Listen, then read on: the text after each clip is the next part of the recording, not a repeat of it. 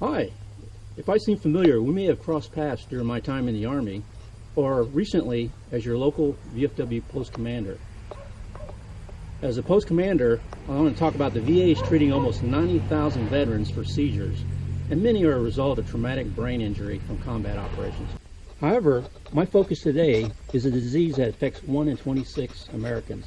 It's a disease that can incapacitate when it strikes, leaving the victim with little or no control over their lives. The treatment often involves toxic drugs with horrific side effects, and 1/3 of all patients with this disease, their symptoms are not controllable. In fact, almost as many Americans die from complications of this disease each year as did during the entire Vietnam War. This disease is epilepsy. But I'm not going to bore you with facts.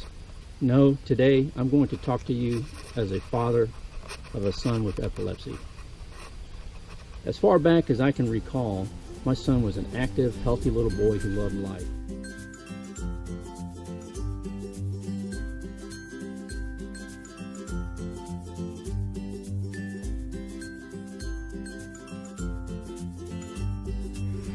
As an Army family, we moved 12 times, to include 3 high schools for our son. We moved to Fort Bragg, North Carolina, home of the Airborne and Special Operation Units. I immediately deployed to Kuwait to participate in initial ground war with Iraq. Unfortunately, timing is never good for military families, as my wife had just started her chemotherapy. My son, who was 16 at the time, took care of his mother and younger sister during my wife's terrible ordeal. And as any military family can tell you, things always go wrong and break down when we're away, and there's no family nearby to help them. 2 years during a short vacation between my deployments, we witnessed our son's first grand mal seizure. It was a terrible thing for our family to witness.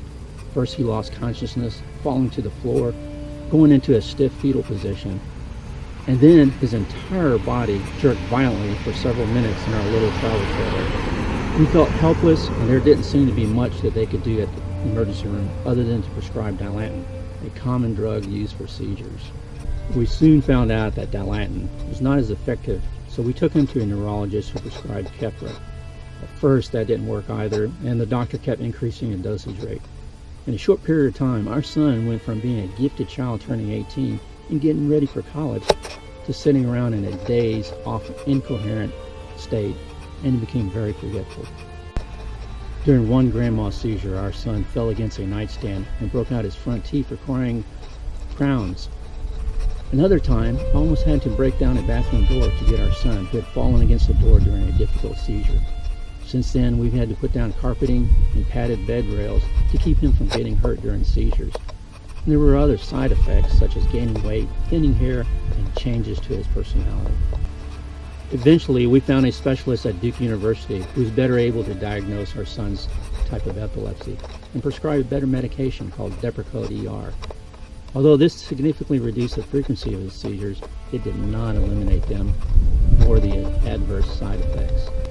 Since our move to Missouri, our son has gone through 3 neurologists, different drug combinations and dosages, resulting in varying degrees of seizure activity. He can only work part-time and does not qualify for disability, even though his disease precludes him from working full-time. Aside from the negative side effects from the anti-seizure drugs, we noticed that depression began to set in, and he was sometimes prone to outbursts and extreme frustration. We also noticed that many employers don't understand epilepsy and often treat absences, tardiness, and other behavioral attributable to seizure activity with inappropriate personnel and disciplinary action. A lot of work is necessary to educate employers and first responders on how to recognize symptoms associated with different types of seizure activities. Epileptics are often disoriented for several hours after a seizure, leading people to erroneously think that this is a legal drug or alcohol impairment. We soon found out that the cost of health care and related deductibles was high, not to mention the $1,900 per month for just 2 anti-seizure medications. As a parent, you don't want to see your children suffer, nor do you want them to die before you. You just pray and do what is necessary to improve their chances to have a healthy, productive life. That is why it's so important to find better treatment and possibly cures. Please consider reading or listening to other testimonials on this webpage, as well as making a donation to further research and community awareness. There should also be a link to a state or regional affiliate to the National Epilepsy Foundation, should you want to support local programs. Thank you for listening to one father's story about the love for his son.